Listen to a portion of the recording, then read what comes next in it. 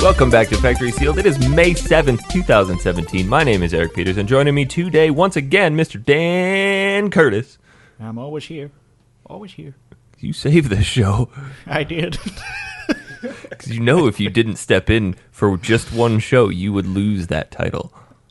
Oh, that's controversial. I'm gonna next time I go to Australia, I will have to record from Australia. And just send an email like, don't forget I saved the show. I'll just record some sound bites for you. You can intersperse them between the shows. Just a bunch of noises and the occasional, what? What? We should probably take a second to introduce our special guest. We have World Heavyweight Champion of the World, Mike Tyson!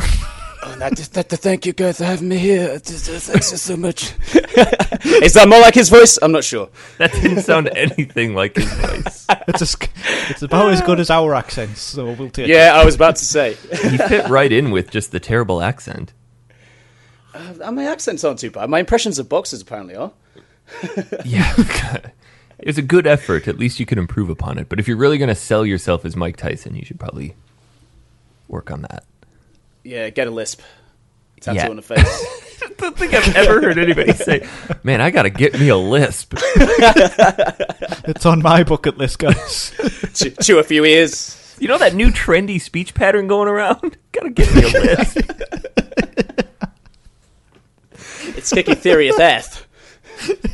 That's so stupid. Just as long as no Irish people get it. This guy's gonna fit right in. What were you saying a moment ago about like, getting stupid straight away? It really doesn't take long. In my personal life, generally don't take too terribly long to get really dumb in the morning. I managed to burn my foot making coffee this morning. What? How? Turning the kettle on with your toe? Well, no, I have a drip coffee pot. And last night, so I use a burr mill grinder that crushes the beans instead of blends it. And You it's actually super. just stick your foot in the kettle. Well, yeah. That's how I stir my coffee. This is getting a bit warm. So last night I'm thinking, you know what? Instead of waking the kids up with the burr mill in the morning, I'm going to grind the coffee at night. I'm going to wake them up with vicious screams. Yeah. So here I am at 11 o'clock at night, burr milling it up. And as soon as I got done, I went, well, I probably woke them up tonight instead of tomorrow morning. And just left the grounds there, because I usually grind it fresh in the morning. Came down this morning, filled the coffee pot up with water, and pressed on. Didn't put the grounds into it. So poured through, really shitty clear water. I'm like, all right, fine, whatever. And I have one of those reusable coffee grounds filters that I would have to pull out and then go empty in the trash, forgetting that boiling hot water had just seconds ago gone through these coffee grounds. Pick it up, immediately drop it onto the floor, scalding hot coffee grounds splatter all over my feet. So you've got heavily bandaged feet now shuffling around the house. Yeah. Managed to burn my foot making coffee. You are a special boy, Eric Peters. Thanks, Dad. I always wanted to be special in your eyes. I've always wanted to be special and have a lisp. It's just noise. So, anyway, Mike, I think you should tell us who you are. Because you're not really a heavyweight boxing champion. Well, we don't know that. I could just be putting it on. Are you super, super overweight, and do you box? Because then you could be a heavyweight boxer. No. I loaded my straddling pick this week anyway. I did. I like that. I would have crushed that gorilla if I was overweight. I forget who posted it, but I love the comments. A sentence I thought I'd never say. I love the comments. I would have crushed that gorilla if I was overweight. We've discovered since we started doing this show that you quite often say things that you would never say normally. Like, for example, building an island out of children's tears. That was a good one. Immediately after that was said, it's just, ooh, probably should not have said that. Never mind, it happened.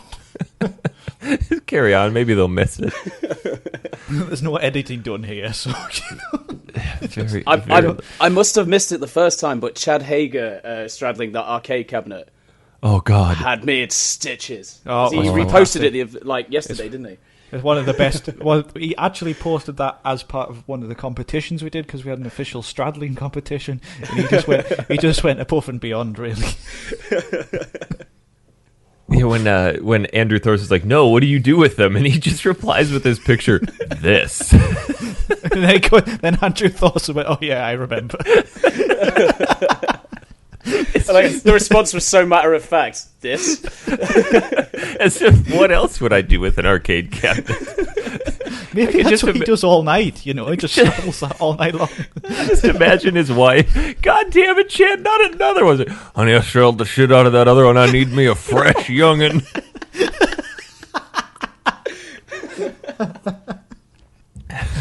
It's so funny.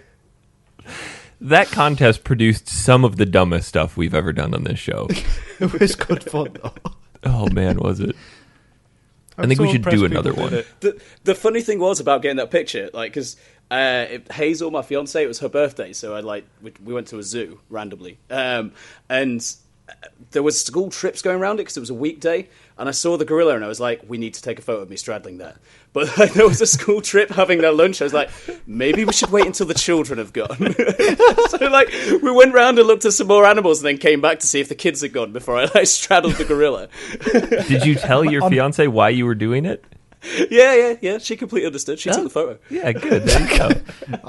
When we were in Australia, there was a big play park and had this giant climbable fish, but it was just full of children. I was like, I have to straddle this, but there was always children. I was like, I can't do it. Well, it's like the one I uploaded of me straddling that oversized deer. That is fantastic. That's the best picture ever. That one took effort, and I was inspired by a 9-year-old who had climbed up to the top of it. Like, come on, straddle it. Come on, 9-year-old, straddle it. Just show me that you're a cool person. And she went, nope, and just hopped down. So we were at that restaurant behind it. I'm like, come on, dude, we got to go. I'm going to straddle that thing. There was something on the other side of the pond that was twice as high, and it was a moose, but there was no way to get up it. You should have went and got a ladder. Or a rope. Yeah. But yes. Anyway, Mike, who are you? Why are you here? I'm not even sure anymore.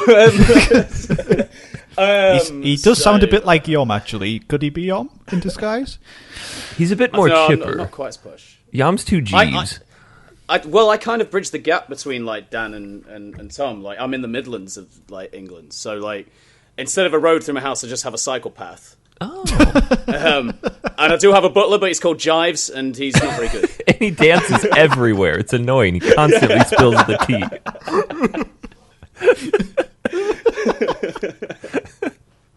Jives, bring me some tea. Please don't spill it this time. You've done burned my foot, Jives.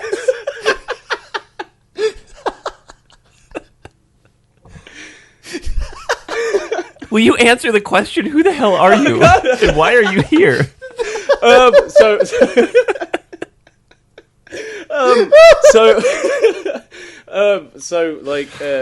Normally I'm just listening in, stalking you guys. But no, you guys very nicely let me on your show to discuss some Earthworm Jim. I know that doesn't really answer who I am still, but it's about as good of an explanation as we're going to get. Yeah, he's some dude we flare on. I mean, what do you want to know? I really wasn't listening because I was looking up pictures of a dancing butler, and I found one. There you go. His name is Jives.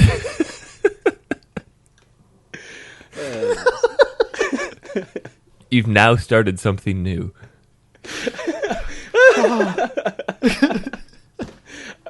What's with the little emo kids next to him?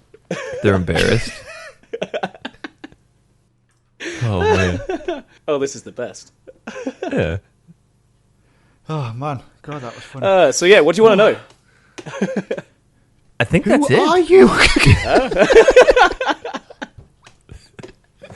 We know that you're from somewhere near Dan and somewhere near Tom. We Yeah. have a butler called Jives, but we don't know. A butler called Jives. There's a circle path through it.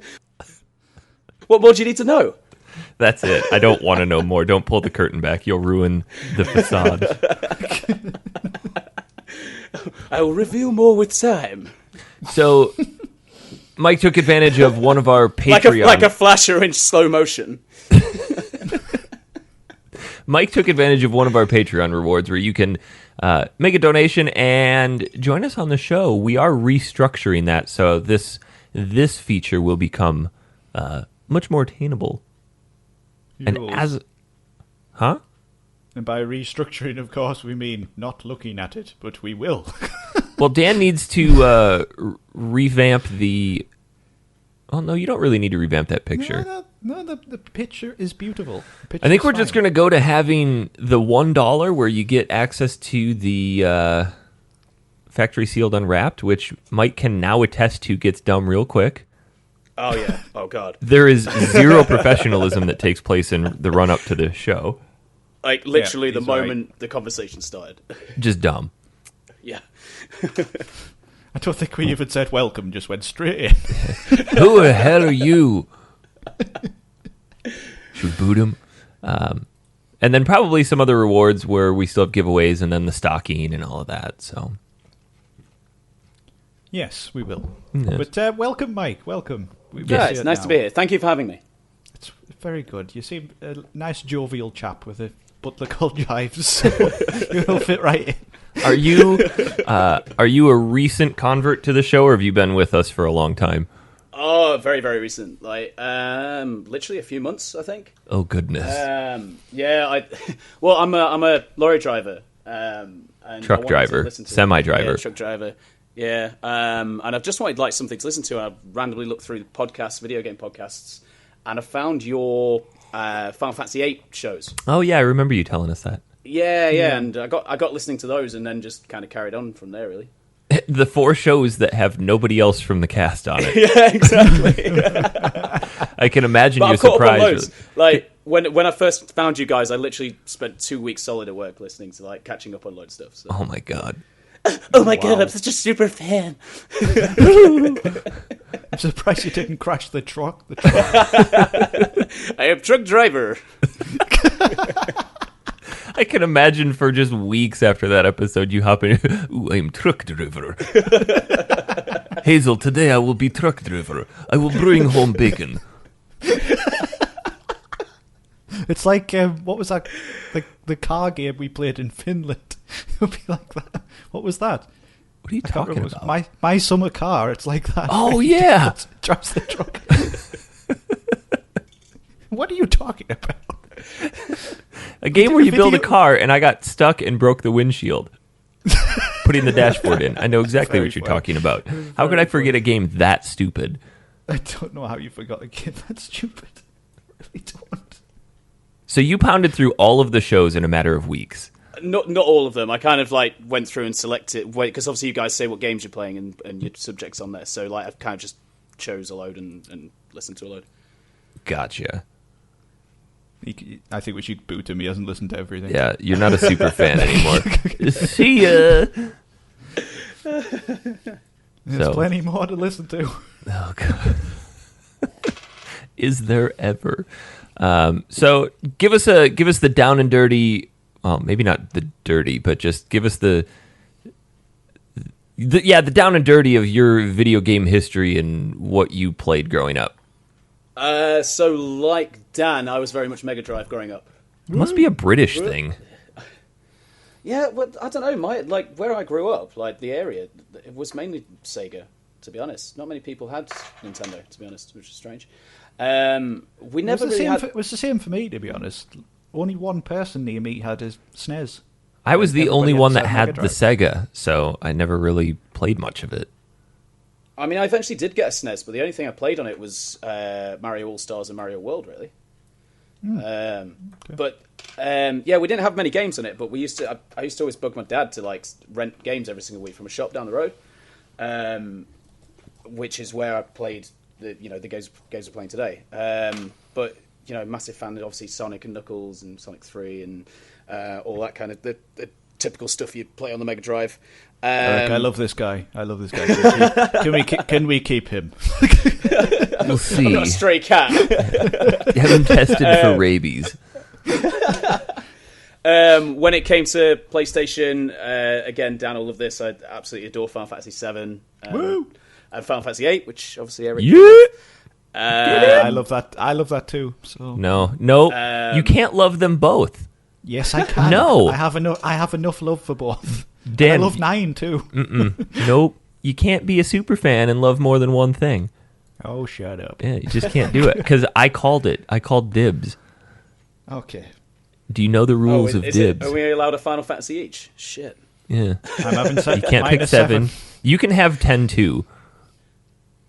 Okay. I really like 10 too. Yeah, me too. 10-2 is great. I never told any of my friends that I bought it, though, because it's quite at the time being, 16? So embarrassing. It's like, oh, man, I feel bad for liking this. It's like dressing up the dolls I never had. Hey, Eric, what are you going to do? I'm going to go home and play with the dress sphere. My friend bought 10-2 at the same time as me, and he kind of had a bit of a better save than me where he'd unlocked more stuff, so he tried to copy it over onto my memory card for me to use sometimes, and then completely erased my other save. Ooh. Ouch. Yeah. And it was horrible. And I missed most of the game, so I had to go back and play it twice. Which is alright, because it had multiple endings anyway. It had what, Does it have sorry? multiple endings? Doesn't it have multiple endings anyway? Am I wrong? Yes, on that? I never does. completed 10-2, so It has New Game Plus as well, so yeah. if you do a certain sequence in one part, you get a hidden ending where Tidus comes back. Spoilers, Tom, don't listen. He doesn't actually come back. He does come back. Nah. Yes, he does. No, he doesn't. Have you watched it? Nope. Then it never happened. Yeah, it didn't happen. And then if you get 100%, they have a conversation in Zanarkand where they talk about him really being back. And then Yuna turns into him. Yes. And then they both take zip suits off and they're cows. Spoilers. God. It was an unexpected ending, I'll give you that, but you know. I didn't realize I was playing as a bovine this whole time. That conversation will make more sense as we get into Earthworm Jim, I feel. Or maybe we move on. That may have been the most... may have been the most intelligent on the joke. cow joke chart. Yes. Where's the cow joke chart? Is that above or below the penis joke chart? It's out in the barn. Oh. Yeah. So... we're here today because Mike wanted to talk to us about Earthworm Jim. Yes, sir. And not just Earthworm Jim 1, but also Earthworm Jim 2, which, I don't know about you, Dan, but I have never played. I've dabbled, but I've never played through. Dabbled? What does dabbling look like? It's like dipping your toe in the coffee grinder, but not properly. I see. You just kind of wiggle it around in there, just get a little bit of the toe fungus. Just testing the edges, get the idea, you know, but not plunging your foot in and actually burning your foot off. Let the caffeine soak into the nail. Yes. That's exactly right. Oh, I've got a very energized toe. I'm so glad I dabbled this morning. It won't stop jigging. Jives, help!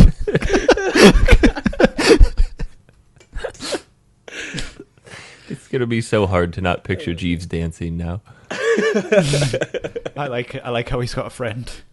Jeeves and Jives. I imagine Jeeves is very, very straight-laced, just doesn't like Jives' antics. I'm sick of your shit, sir. Just standing there with his nose up in the air, just going, "Oh, not again." I can't condone this. Jives is in the corner shimmying his buttocks, you know. You think that flare's a suitable uniform? I can't condone this tomfoolery. Master Yomus would be disgusted in you. But still, I can't stop shaking my rump. Just can't stop dancing.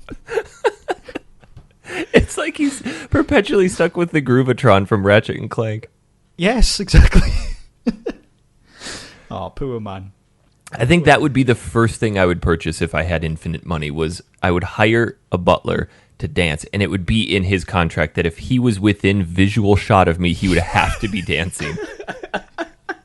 It sounds like a great job. That's a tribunal waiting to happen. It would pay excellent, because I would have infinite money. Just imagine the job advert. Do you have butler experience? Do you love to dance? Then we've got the job for you. Do you have the stamina? Some dude called must have steady hand.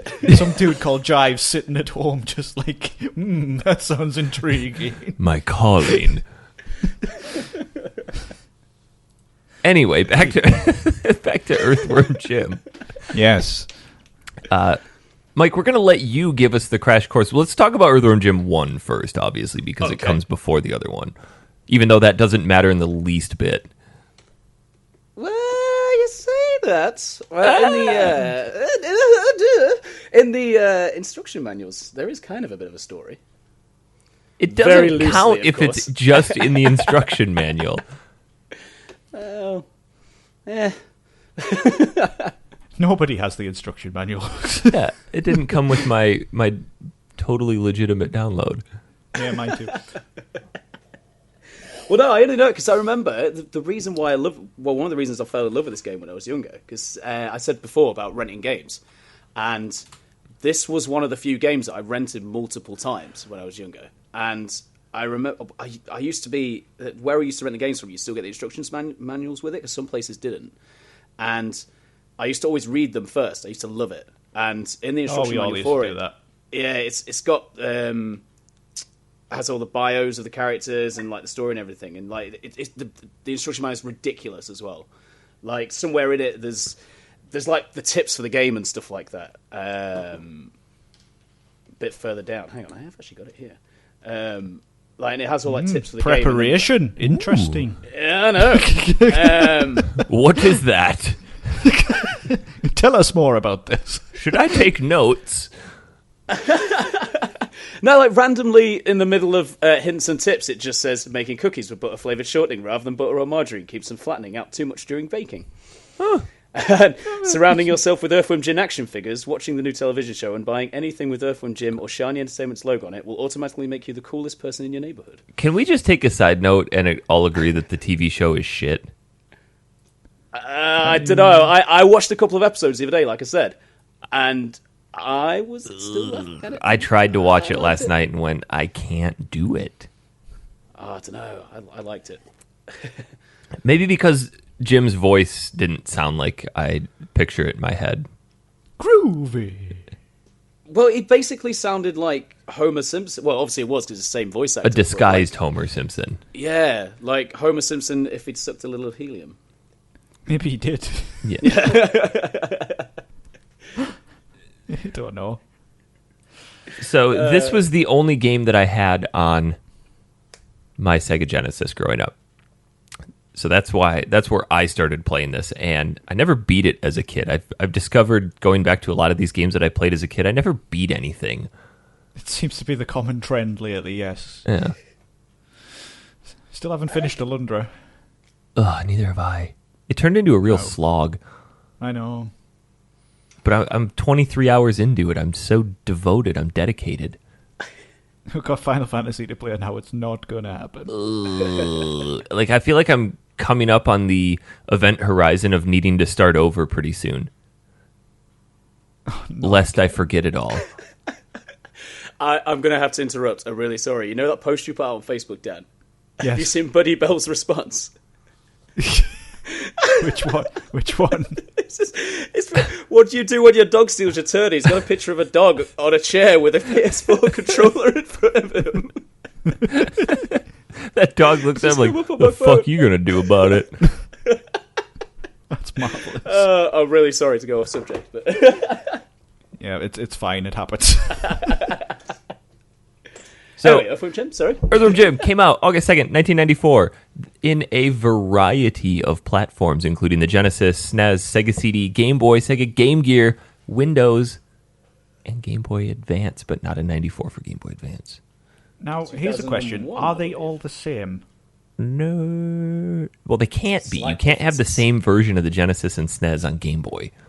Well, no, but, I mean, are the SNES and Genesis versions the same? Because quite often in this era, Genesis SNES games would be different. Those two are the same, but they have different backgrounds. Really? Yes. Interesting. The Sega CD one has an extra level, I believe. Oh, well, how generous of them. Yeah. So, who is Earthworm Jim, and why should we care about him? So, Earthworm Jim, basically, he was ordinary Earthworm, and basically a super suit fell from space due to a battle between Psychro and some rebels having a fight in space. The super suit that was meant for the evil queen, pulsating, bloated, festering, pus-filled, malformed slug for a butt. Yes. Say that 10 times fast. It's a suit built for her by Professor Monkey for a head. Right, okay. Of course. The suit fell to Earth, falls onto Jim, and it basically creates. He turns into a giant earthworm with a mouth and eyes and able to speak, and he's then a hero. It's the long and short of it. It is. And he is tasked with basically evading antagonists. There's really no reason for anything he does.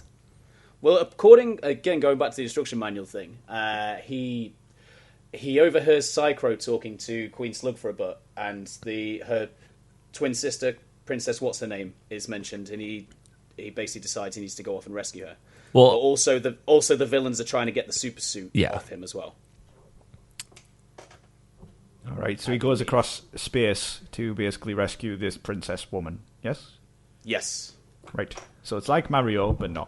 I like the concept of this game because at the time there were so many cookie cutter style games almost exactly like this, where you're the hero and you have to save somebody and you progress through these levels, and nothing really ever set them apart. But the company that made this one, Playmates Toys, wanted to start their own franchise instead of just having the rights to the Teenage Mutant Ninja Turtle series. So they almost went out of their way to make a game so superbly unique. And it's kind of a shame where the series has come since then, because I think it started off so strong and had such an interesting character and odd world that they could have really polished this into a long-running franchise that just kind of shit the bed instead. Yeah, I mean, this is getting ahead of ourselves a bit with Earthworm Jim 2, but I feel it kind of went a bit too goofy in that one. It was a bit overboard. I don't know if anybody else felt that. I felt the exact same thing, because the first one was like, it still had that measure of cohesiveness to it, where like I'm playing through, I'm going from world to world, there's connection to this, I feel like I have an end goal, everything kind of blends together, whereas 2 was just a litany of hodgepodge levels. Yeah, I mean, they added so many extra power-ups and extra guns and stuff into number 2, but then you literally use them on like a handful of levels, because the levels are that different. They're not all necessarily the run-and-gun action platformer. It's interesting to see the drastic difference between the two games, because I've said this to you earlier in the week, Mike, on Facebook. I was like, finished the first one, and I found it so difficult to finish. Like, it was rock hard, that game. And I just found it was a bit unfair in places and very easy to die. You and I were talking about this too, Dan, where gamers back then were of a different breed. Games in general didn't have save points. The mid-90s was kind of this paradigm shift of you have 5 guys and 2 continues, make it to the end of the game. If you die, get good. Whereas now, developers want you to see the end of their game because they've put tens of thousands of hours into developing it. Back then, they were still catering to, it's almost like an arcade-style approach to developing video games, where, you only made it this far, start over and get better. And I remember growing up in that era and being like, okay, and you'd memorize these levels and you'd get really good at certain spots, and then you could eventually make it to the end of the game, like with Not like with Mega Man, but something similar to that. You Dark become a Souls. master of the first 3 levels, but then not the rest of the game. Well, which is why exactly with this game, I know the first 2 levels like the back of my hand. Because Right, when I would sit down to that's what play it as a always kid, happens. like, okay, I know this, let's go. Because you don't always have It's time to always- play the it's whole always- thing. It's always the same. You've played these like 3 levels and then you don't know the rest of the game, but you have such nostalgia for it because you remember playing them over and over again. Yeah, because you might have 15 minutes here or there to sit down and play a game. You're like, I'm going to pop I in some imagine- Earthworm Jim. I'm pretty sure I never finished Golden Axe back in the day because that was practically impossible. So That's brutal. it Absolutely is. brutal. The first one is so janky. Yeah, I have the Mega Drive collection on PS3, and Yeah. Golden Axe 1, 2, and 3 are on there, and yeah, it's not easy. Not easy. Streets Rage 2, on the other hand, is fantastic. Yeah. We used to rent that a lot when we were a kid as well. My friend actually used to have Streets Rage 2, so I used to go over his and play it. You had a friend? You didn't like him, you just liked his game. Yes, correct. He gave me chicken pox. God damn it! My mom set up a play date so I could catch his disease. she did. That's a real thing. Parents find out Pox when of Rage 2. when parents find out when other parents' kids have chicken pox. Like, oh, can I come over and get my kid to have some of that chicken pox? Nah, man, Eric, but it's a good idea because one of my friends actually had it when we were about 14 and he had it bad. Oh yeah, it gets worse because really- then it turns into shingles. He didn't get shingles, but he had it bad. It was terrible. Anyway, Poor guy. Earthworm Jim. there are what 12-ish Factory levels? Seal, the medical special. Yeah. End result: you either have cancer or AIDS, or you're gonna die. Or a burnt toe.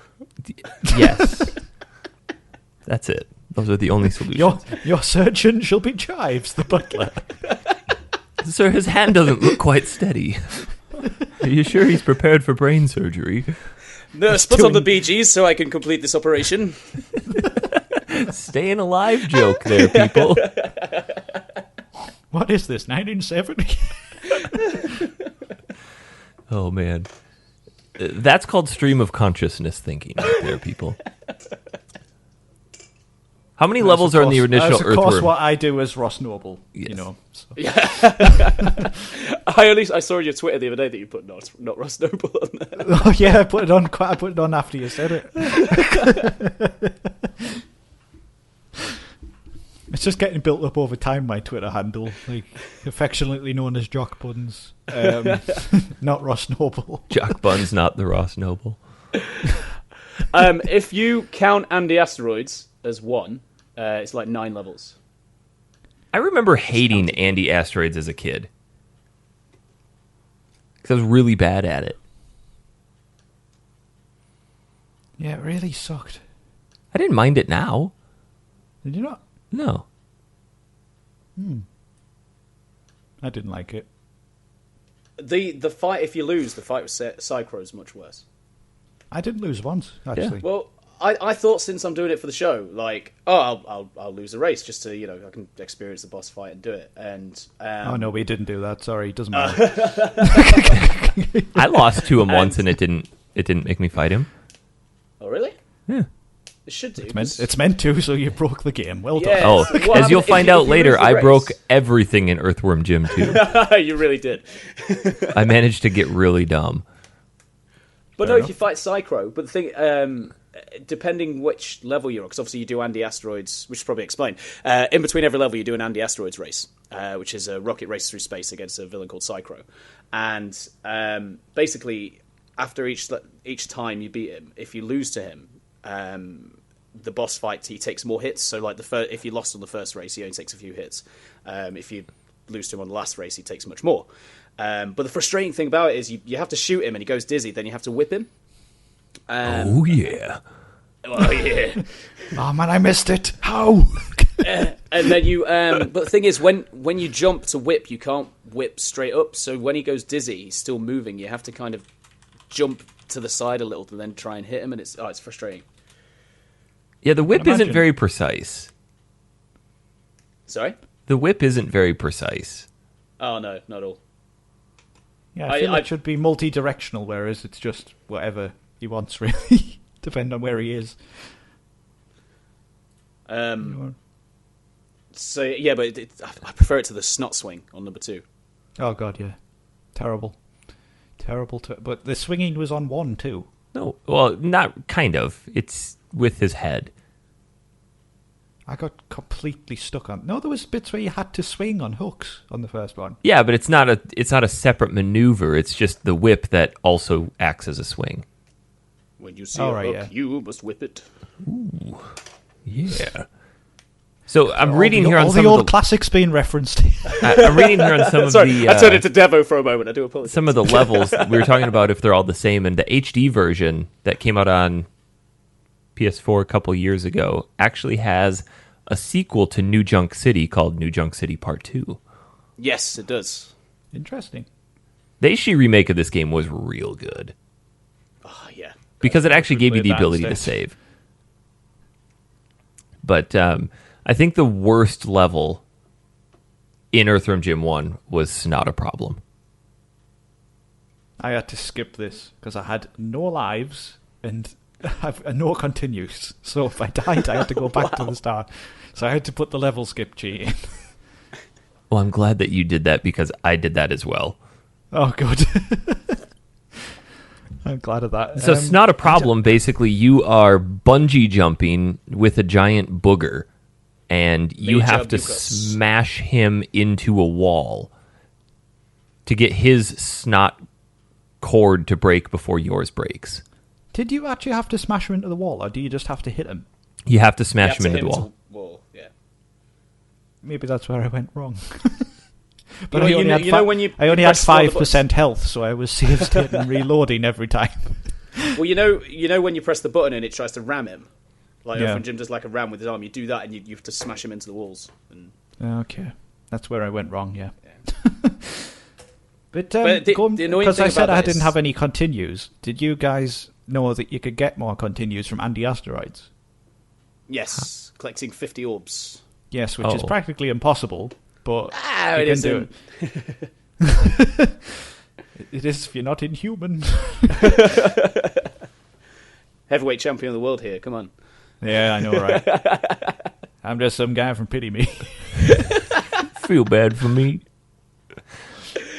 I think we should talk about the bosses, because the bosses, I think, are what really make this game fun. Yeah, which actually, skipping ahead, is something lacking from number 2. Yes, very much so. There are bosses, but they're almost just glazed over, like the very first boss of number 2. It isn't even a fight. No. But It's anyway, hilarious, the first one from New Junk City is this fat dude named Chuck who rides around on a crane and belches fish guts and bowling balls and trophies and stuff on you. And you have to whip a box onto a spring that shoots up and hits him. Took me a while to realize that I was just shooting at him. Wasting your ammo. Yep. Did you guys get all the know about the secret life and everything? Well, energy, not a life, at the top. The one that gives you 200 instead of 100? No, that's in the second game. But no, if you hit the spring, once Chuck starts moving, because after a few hits he starts moving backwards and yes, I forwards. did go up there. Yeah, you go on the spring, and there's like energy and gun and ammo up there. Oh. Did not know that. I did it actually before he showed up and just ended up going up there, and I was like, where do I go now? And dropped back down and I got attacked. So... Oh, there's a fish in my face! Oh my god. And I just shot him for 5 minutes, died 3 times, and finally realised that I was doing something wrong. But when he starts moving backwards and forwards, and you try and get like back to the box, that can be an absolute pain sometimes. I didn't struggle with him at all. But because it was that same boss that I had played over and over and over and over as a kid. This is about as far as I would get before I'm like, I'm done. I had no experience. I just was this your first time playing these? Well, like I said, I dabbled. I thought you dabbled in 2. No, both. But no, actually, I think I've only played the first one.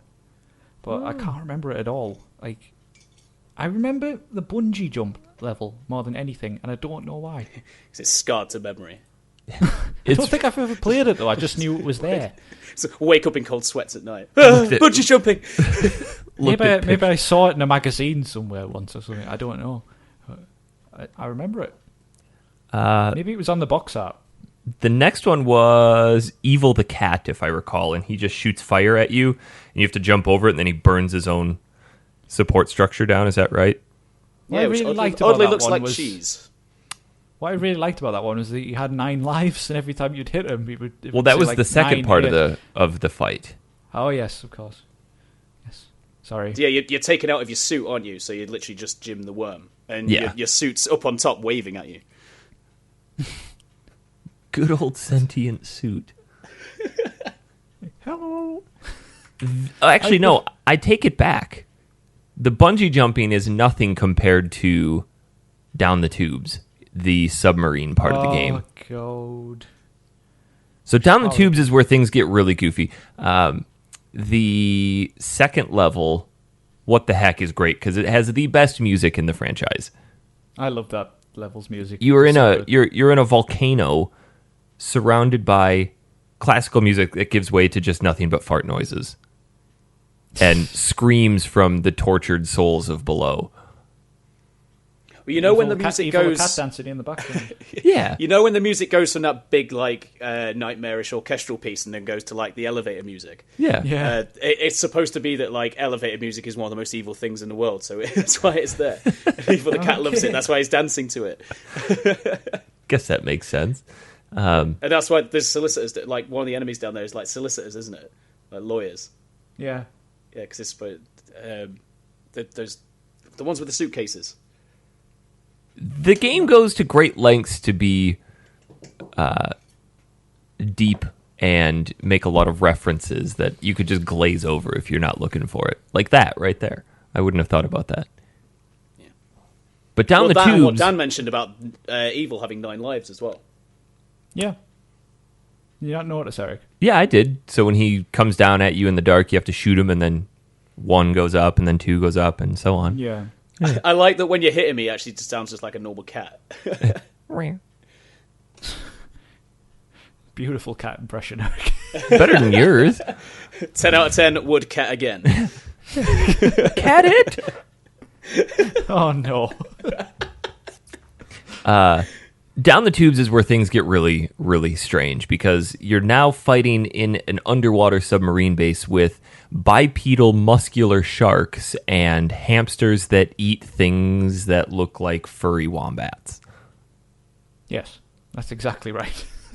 And then you eventually get to a submarine section where you go into this orb. You have to fill up with just enough air to barely get to the next section, but if you hit the walls too much along the way, it cracks and implodes.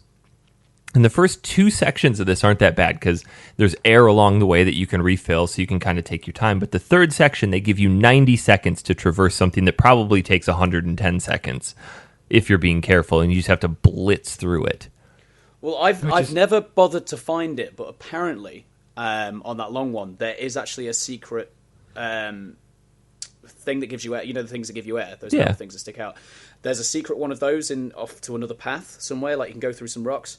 And you get an extra 30 seconds. I've never bothered finding it, but I think I might know where it is, but because there was some ammo and some health up there. Yeah, Like, I'm not going to go up there. I don't have enough time. yeah. I've never bothered to find it, but apparently it's there. That section Interesting. took me a solid 15 tries. It was very hard. I just remember kept- struggling with it. Go on, Dan. Sorry.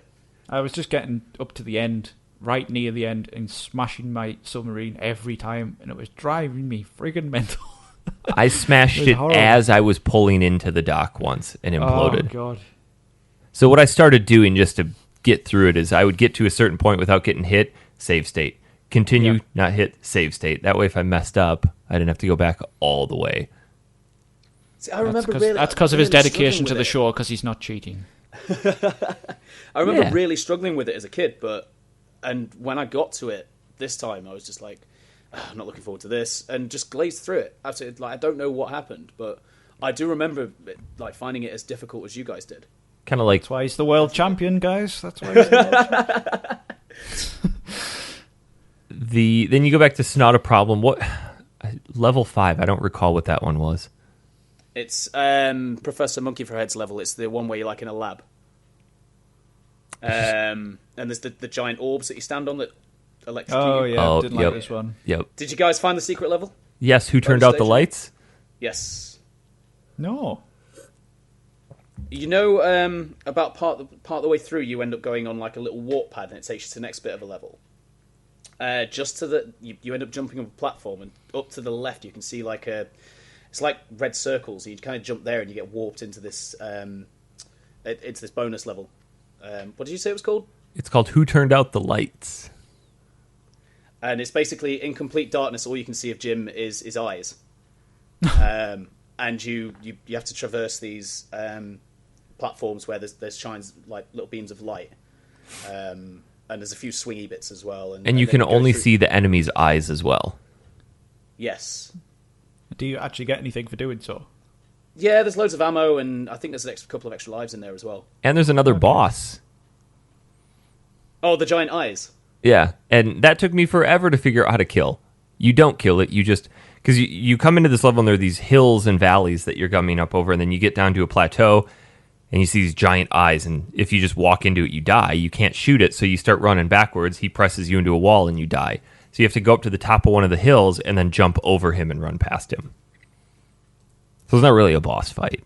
Yeah. What I liked about that is that the fact that you could jump over him implies that there's not a creature there. He's just eyes. Just a big set of eyes, yeah. Or he's a really tiny creature with overly sized eyes.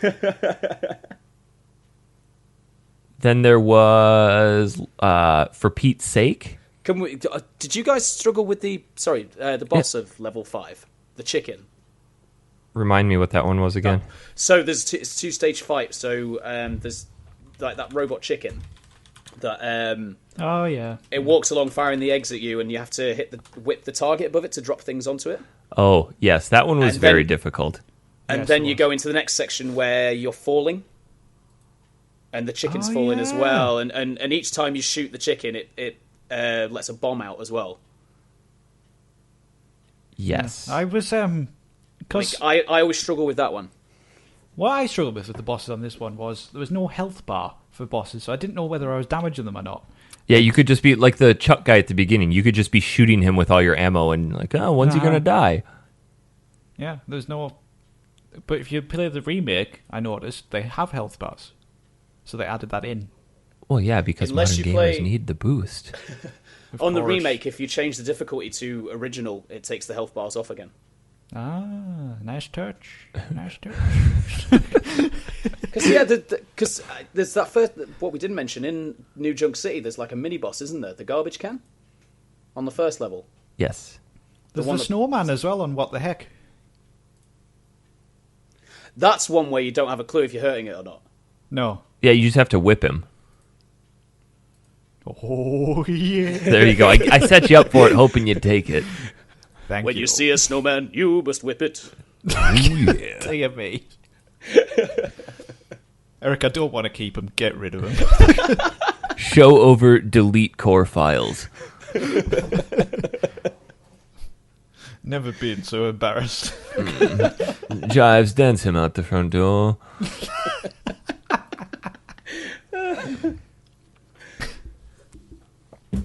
Bravo. What was For Pete's Sake? I don't remember that level. I'm just reading the level names here. That's the one you didn't like, where you had to whip the dog. Oh, yeah, forget that level. You must whip it. I completely skipped it. So they're called puppy love levels, where Jim's... No, that's on 2. This is For Pete's Sake. I understand, but it's Pete the puppy, right? Yeah. Yeah, and he's in very... In the show, he's Jim's sidekick, but in the game, he's just a nuisance. He has a bit of a temper. I must have watched the cartoon because I knew he was a sidekick somehow, and I don't know how I know. It's really, really odd. Do you have brain damage? Possibly. So this guy who used to do urban golf and burn his foot making coffee. Yeah. So this level has a dog that just jovially skips around, and you have to whip him. He taught Jives everything he knows. Yes. You have to whip him so he jumps over pits and all of the dangerous things. If he falls into a pit, he comes back very pissed off, big muscular dog, and attacks you and sends you further back in the level. Which is bad enough that he attacks you, but sending you further back is just harsh, I feel. It's not a fun level. Those plants as well, when they grab you. This Yeah, is they're bad. the second one that I just skipped. If you keep going, I actually got through it all, and if you get towards the end, there's actually 2 sections where you can choose if you want to go on the easy path or the hard path. And I went, that wasn't hard. What I've just done. And I went, easy path, please. Because, no way. Because you're talking split-second timing for a lot of that level. Yeah. Do you at least try the advanced bit? Like, there's No, there's some sections of that where literally you're jumping across and you've literally got to like you said, split second reaction. You've got to get him literally just as he is about to fall off the edge on quite a few of them, like really, really narrow platforms. It is a pain, but I think there's like extra life and stuff that way. Yeah, but you're talking like you have to shoot enemies, you have to jump across platforms, and you have to whip him at the same time. So you have to control Jim, control what the enemies are doing, and control Pete, basically, at the same time. And it's rock hard. Like I said, gamers were a different breed back then. Yes, I feel that's going to become our new motto. A different breed of gamer. Because that technically encompasses us and everybody. Or we could do a special breed. We are a special breed, Eric. Intestinal distress. I find this level really dull. It is. Everything about it, like just the music. Despite, I mean, it looks quite interesting, but yeah. Despite being a worm inside intestines, it's kind of a boring level. Yeah. It's like, that boss isn't particularly memorable either. Who's the boss? Doc Duodenum. Yes. That's right. Yeah, I agree with you. Kind of a just blah.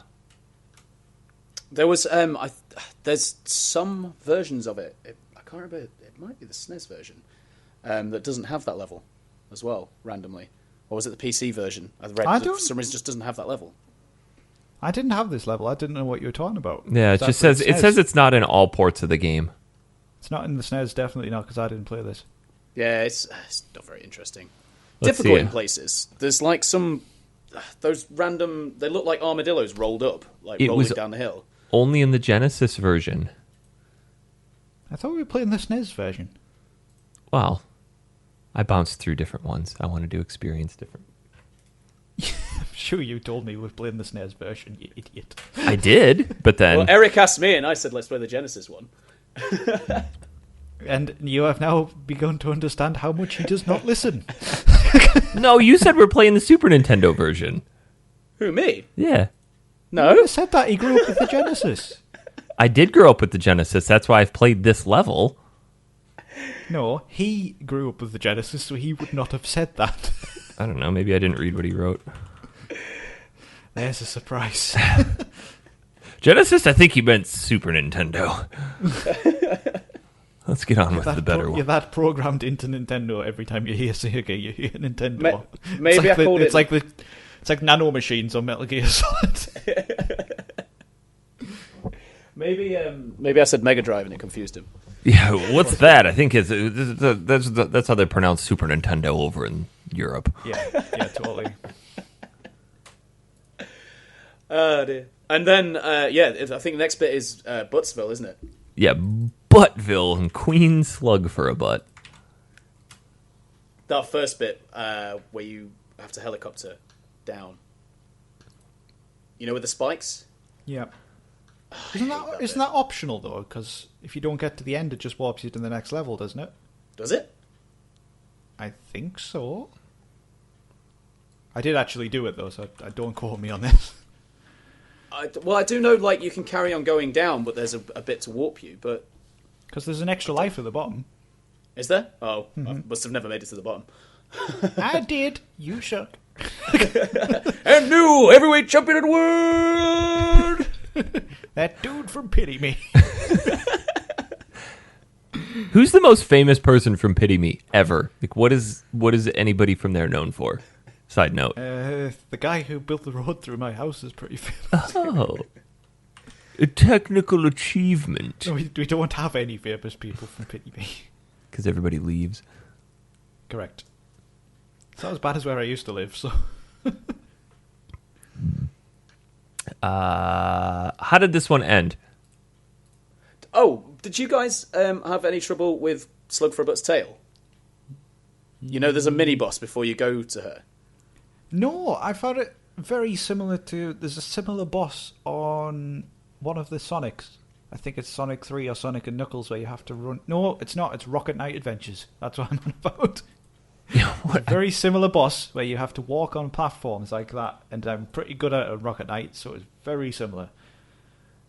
Well, because every time I've ever played this, I've always struggled with that boss.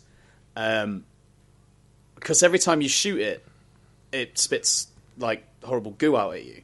And it was only playing through it this last time that I realised if you whip it, it doesn't shoot the goo out. And after all these years of playing it... Oh, yeah. That one fit perfectly. Whip it and it shoots the goo. But yeah, I can't believe I didn't realise before. I've always struggled with that boss. It was I struggled more with the final boss, which was impossible. I did it, but it was very difficult. I think the worst part of that last level is those instant kill things with the pincers. Oh god, they're horrible. They're so hard to avoid as well. Well, you have to climb on those like round platforms, don't you? That if you stay too long on, you slip. Yeah.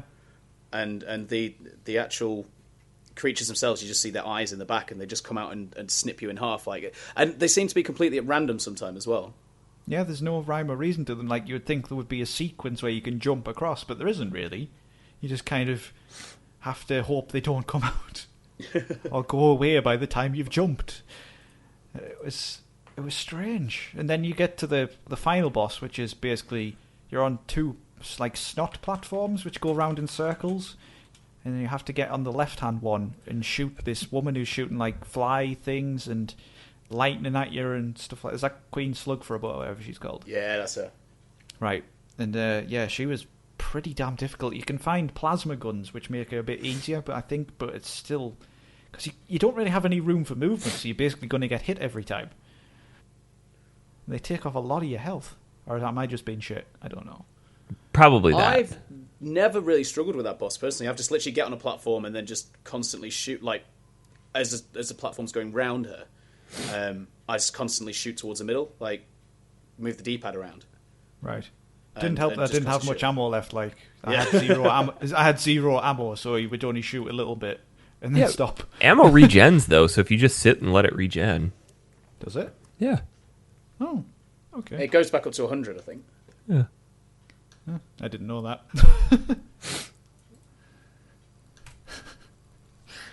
We just got through another great Facebook comment. I'll wait for a bit to read it out. I think we should talk about how... First of all, how this one ends. He saves Princess What's-Her-Name, and then... She gets crushed by a cow. A cow that Jim launched in the first level. Yes. Yeah. I was wondering why that cow got launched and then it came back. Because it gave me a message saying cow launched. I was like, why have I launched a cow? Comes full circle. I like when you're towards the end of the first down the tube. Oh, is it the last down the tubes? And like you just randomly see it go across the background, is it? Well, the fact that he launched it from one planet, one solar system, because between every level he's going through a wormhole. He launched that thing with some severe force. He usually uses a 2-ton weight as his propulsion system of choice, so he gets some good height from that. So I really liked Earthworm Jim 1. I really liked this game, so I was super excited to go into Earthworm Jim 2. But I'm not sure how I feel about the second one. See, I didn't enjoy 1 that much. Really? Yeah, I found it a bit needlessly difficult in places, but it's good fun though. I mean, it's a game I'm glad we played. It's an interesting world. I just don't think I would want to play it again. I think the cruelest thing with number 1, well, it's the same on number 2, is you at the beginning of each level you don't get your health regenerated. So if you ended the last level with low health, you start with low health on the next level, and Andy Asteroids is included with that. So if you only had 5% health left and you go into Andy Asteroids, get hit with an asteroid, you die. But also if you take any hits in Andy Asteroids, obviously that takes off health for the next level as well. I think that's one of the hardest aspects of it. Yeah, definitely. Comes back to the whole stop sucking thing. I'm trying. I'm just so bad. I put all my effort into saving this show. I'm out of effort. Earthworm Jim 2 came out in 95. This one came out in a large variety of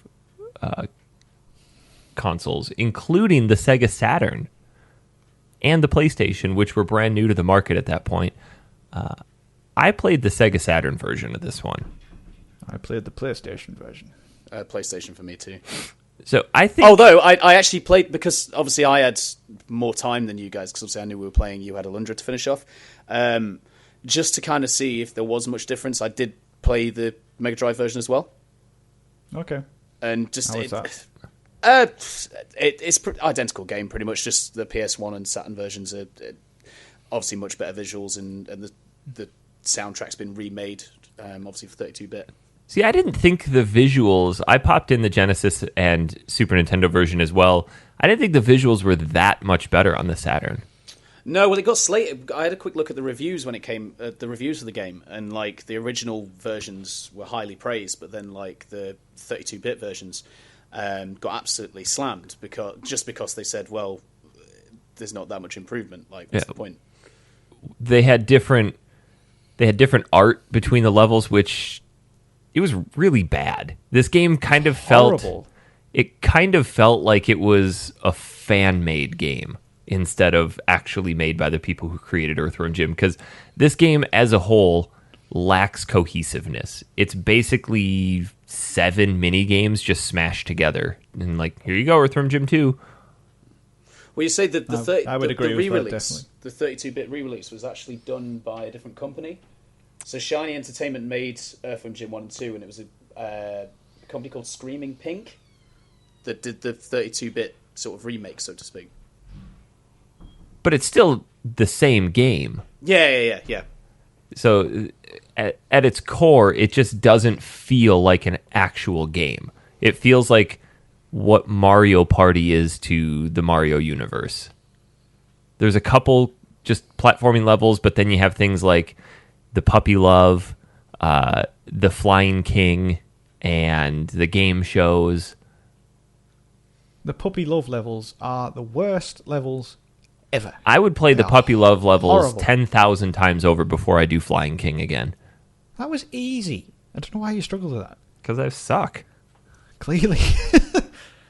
With Puppy Love, you have to... I can't believe it's on 3 times as 3 different levels. I thought I was done with it after like 1, and there was 2 more. It was horrible.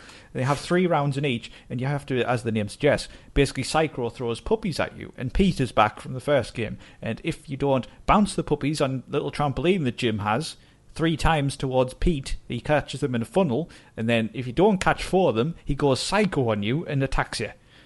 And then to actually hurt Psycho, eventually at the end of an extremely long sequence of throwing puppies, he will throw 1 bomb, and you have to bounce it correctly, or you do the most of the sequences again. Ugh. And it's horrible. Horrible. So we'll skip over talking about those because Dan is right. They are horrible. I think the level titles for this were just random for the sake of being random. I don't think they served a purpose other than maybe Utterly Abducted. But like the first level, Anything But Tangerines, what is it? What does that level have to do with oranges? No idea. Or Satsumas? I am Satsuma. But Jim has some new skills in this game. He has a snot swing that occasionally you'll see drips of snot from the ceiling that you can swing from instead of just the hooks. He has a booger parachute. And now you can cycle through It annoyed me that weapons. they put that onto the same button as your weapon, because if you had like a decent weapon and then you'd go down with the parachute, and then if you were still holding it, you'd end up firing your weapon. Yes. I didn't really find myself using the other weapons at all. There's no need to, because you don't need them, because most of the levels are not weapon-based on this one. The homing missile is the tits on level 8, though, for taking out the salt. See, I didn't think I didn't think you could take out the salt. I would just shoot it and it would go back a little ways. But yeah, I was doing that too. If you use the homing, the homing missile gun, if you use that, it destroys the salt. It comes back a few moments later, but it gets rid of it for a few moments for you. Got it. I just ran through that level, ran like crazy. It didn't stop and basically got to the end. I had 5% health left and got to the teleport. The one level that frustrated me the most was number 2, the Lorenzen soil. It was really cool because you get an electricity gun that can break soil down, but I'm pretty confident you could get yourself into a situation in that game in that level where you physically could not progress. I agree. Because you could break soil away and then not have enough height to jump up to a certain platform. And there's a timer for some reason. When it hits 0, it crushes you. It just takes off some of your health, whereas I thought it would kill you. Yeah. It's just odd. It's like they just kind of took some drugs, sat around a whiteboard, put some ideas on it, and went, make a game. Well, to me, it feels like they said, okay, Earthworm Jim was really unique. It stood out for these 6 reasons. Now, let's take the Google approach to everything, and their motto is the factor of 10. How can we create something and then improve upon it by a factor of 10? And they went, okay, we're going to do this with Earthworm Jim 2 and make it just as stupid and crazy as possible. And it almost reached a level of too absurd.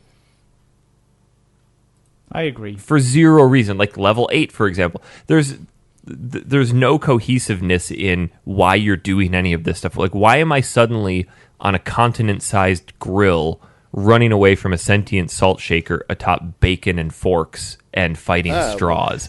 If I may reference my instruction manuals again. Oh, please do. The idea of this one, apparently, is so obviously you defeated Slug for a bit. Originally, what's-her-name wasn't interested in Jim, so he's trying to win her affection. She's kind of finally interested in him, and Psycho realizes that if he marries what's-her-name, he'll basically rule the universe. So he kidnaps what's-her-name, and basically Jim is chasing Psycho through these planets. They're all technically different planets. And that's why they're all kind of really random. I know it's a rubbish reason for explaining why they're all completely random, but that's supposed to be the idea.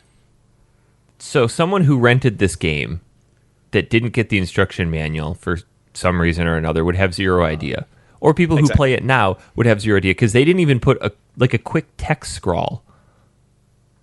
Just, here you go.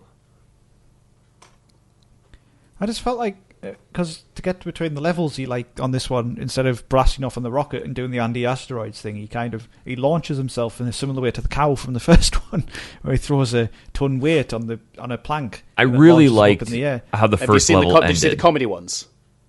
I saw the one where it crushed the thing and a taxi came and took him instead. There's one where he throws it, because they're completely random, because like I said, I played the PS1 and Mega Drive. Yeah, I think the first one's always normal, but then after that they're random, because when I first played through the PS1 version, I literally had the normal one every single time, and then I kind of played a couple of levels again, and I got the comedy ones, and then in the Mega Drive one, I got the comedy ones in different places. So I got the taxi cab one, and then at the end of Anything But Tangerines, he throws the ton up and it lands on him instead of the other side. Oh, so it's not always the proper one on the first level. I didn't see that one, Eric. Oh yeah, I thought it was hilarious because the end of the first level, I'm like, this game's gonna be funny. You walk up and you see the robot fish, and it goes into this Mortal Kombat mode where this fish is in a bowl and it goes fight, and Jim just walks up, picks it up, and eats him, and then pulls out the platform with the ton on it, picks the weight up, throws it, and it lands on him instead of the other side, and then just go to the next level. I didn't see that at all. The other thing that's really funny, too, is if you leave Jim just stand there for a while, he does random shit. Like, this little dude will pop out of his hand, and he'll look at it and pet him, and then the little dude will just hop down and run away. It's the weirdest thing. Yeah, he did it in the first one as well. He'll start skipping with his own head. Yeah. And stuff like that. Yeah. I miss those stupid idle animations. I don't know if any of you saw this week, but the Crash Bandicoot remake had a competition for somebody to get an idle animation in it. And basically what they've done is, if you have Aku Aku, and if you stand still for a while, Crash will start playing volleyball with a Wumpa fruit with Aku Aku. And Aku Aku just spikes it onto Crash and just smashes all over him. It's really good. Oh yeah, I saw that. I think it's really good. Interesting. Yeah. You still do get them in games, but because we have all these just normal-looking kind of humans now, they just do normal things. So, Let's talk about Flying King, because that level sucked. Mike, I remember you telling me, I'll either breeze through this or I will not finish it. And I erred on the latter side of not finishing it. Over the two games, it's my least favorite level. So it's an isometric, like kind of, you're flying on a rocket on like this isometric level, and you have to take this this hot air balloon that says boom on it, and it's got a stick of dynamite on the bottom, and you have to get that all the way to the end of the level to blow it up to basically destroy a tower that the boss is on. It's Major Mucus, the guy from the bungee jumping levels. Yeah. From the first one. And there's guys on catapults coming from the ground which attach to you. There's like spaceships that come and like try and destroy you, and things that will push the balloon back. And also you can accidentally destroy the balloon as well. So you have to go you have to go all the way back to the beginning to get another one. And every time I've ever played this level, I've either really, really struggled or I've got really, really lucky and just breezed through it. But yeah, I got quite lucky, I think. Like no way. Just kept pushing it and not focusing on anything else. Yeah, but you get to the part of the mucus level where you have these mucus barriers that will push the balloon backward. They weren't pushing it back for me. The only way I could get by any of those barriers is if I pushed the balloon all the way to the edge, either the top or the bottom, and I snuck around them. But then you have these booger UFOs that fire these homing snot missiles at you that just kill you. Yeah, that wasn't fun. No. Or you have There's the fat these sumo rockets. wrestlers who attach onto you, and then you have to flip around. And Took me a while to realize that. you can shoot the boulders on top of the mountains by them and kill them. Can you? Yeah. Or you can sink the ships by shooting the ships. I didn't want to, though, because I was scared it would blow up the balloon. I blew up the balloon quite a number of times. Yeah. Easily the worst level. Just awful. In the instruction manual for the second one, because like I said, I looked up the instruction manuals again just to kind of look at them, and on this level for the Flying King, it says special level controls. So obviously X is fire rockets. Well, the version I'm reading from has an X, an A, and a B. It says X fires rockets, guns. B turns rocket around. A orders large pepperoni pizza. Handy. Yeah. Oh yeah, I did just look up the manual. There's a lot. This is back when manuals had stuff in them. Yeah. I got Persona 5 last week, and it doesn't even have one. I was like, what is this? Oh, most games nowadays don't. I know, it's sad. They'll have an insert of sorts that basically says, yeah, we don't want to give you It something. doesn't even have an insert. It's just a disc. That's skipped the link for the first instruction manual, and there's the we link skipped for the over second. something called Jim's now a blind cave salamander, aka the Villi people. Yeah, what was that about? You're just a cave salamander floating through somebody's intestines or sort of house with pencils crammed through it. And you have Basically, Jim's supposed to be in disguise. For some reason, he disguised himself as a blind salamander. which To they don't explain supposedly at sneak all. through. No. It's the weirdest thing. Like the cohesiveness of this game just isn't there. I think had they tried to find a way to tie these together to explain why you're doing what you're doing in certain levels, it might have made it a little more palatable. Yeah, I agree. I think it just needs that link between the worlds, kind of like an overworld or something. As soon as I got to utterly abducted is when things just went batshit.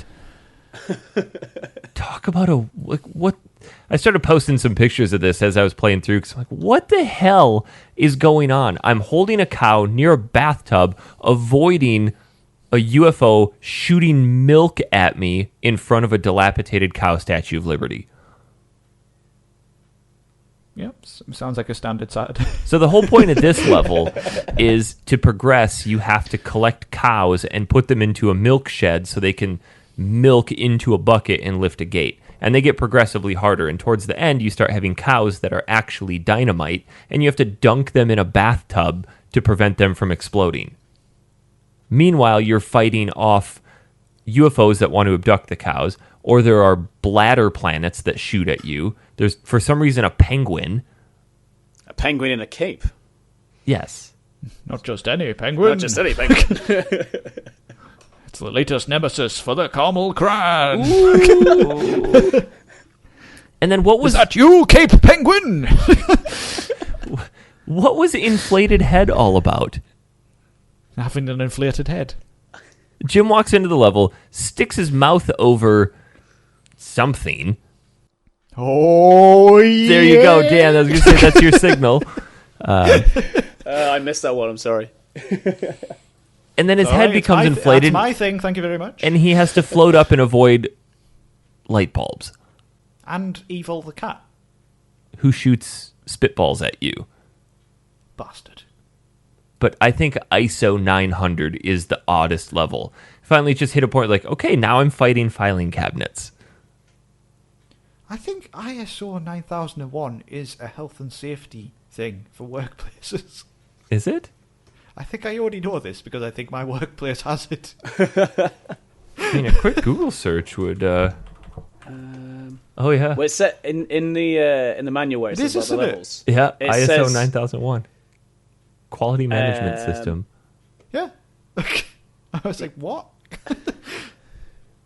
In the Earthworm Jim universe, so to speak, there's it says on the instruction manual bit that all of the accountants who will stop at nothing to get him to properly fill out his ISO 9000 forms to renew his Class C pocket rocket pilot's license. That is an obscure reference at a half. I'm surprised you picked up on that, Dan. Way to go. Thank you. I'm surprised myself.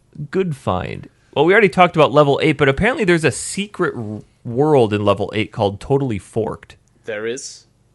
And you have to fall down between a couple slabs of bacon in a very particular spot. Yeah, there's a section where there's like 3 forks kind of together, and you're on a bit of bacon. There's like a gap between the bit of bacon you're on and the fork, and you've got to kind of just snot parachute down. What is that level? So you're essentially just... It looks similar to level 8, so you're walking across like food, but there's forks at the top and forks along the bottom, and basically they keep... They move up and down, so that the top ones will come down, and then the ones at the bottom will come up as you go through the level. And there's points you can stand to make sure the forks don't get you. There's loads of extra lives and loads of extra ammo and stuff. I said about having the homing gun for the salt. Yeah. Like by the time I came out of Totally Forked, I had like 50 of those. Oh, wow. So it's There's worth that much going ammo in there. Yeah, definitely. That was an odd level. It's just an odd level. I like the pun though. It is. But then we The get boss to... isn't very interesting. Which one was the boss? Oh, yeah, the pizza. Flaming Yawn. Oh, yeah. The big steak, Eric, that attacked you. Yeah. In the pizza Oh, box. I thought he was a piece of pizza. But Oh, now that I hear his he name was- said out loud, filet mignon, but it's flaming yawn. You see what they did there. I get it. Well done. Finally. Thanks for explaining it. It's okay. The hell was up with the last level? It reminded me of Racing Metal Sonic and Sonic CD. But annoying. You're basically running against Psychro to marry Princess What's-Her-Name, who's at the altar. And whoever gets there is first that gets why to it was marry an her. altar? Yeah. See, this is another one of those levels that, like, I remember when I was younger playing this, like, I really, really struggled with. But playing it this time, I breezed through. Like, Well, yeah, I don't know because if I just got lucky. you sent me a message saying, hey, save state at the beginning because the last level sucks. So I made sure to do that, and I got it second try. Yeah, I really struggled with it when I was younger. Like, I remember really, really struggling with it, but I breezed through it this time. The only part that gave me any trouble were the big fan blades that you had to shoot. Yeah. I feel like it gives you a lot of leeway on Psycho, though. He's not very fast at all. And then you can never shoot him saw and he him. slows down. Mm-hmm. I never saw him, though. Like, after a certain point, he just wasn't there. You must be really good. I'm superb. Superb. Pooperb. Bloody marvellous, that's me. Yes. The ending of this game, finally make light of our reference earlier.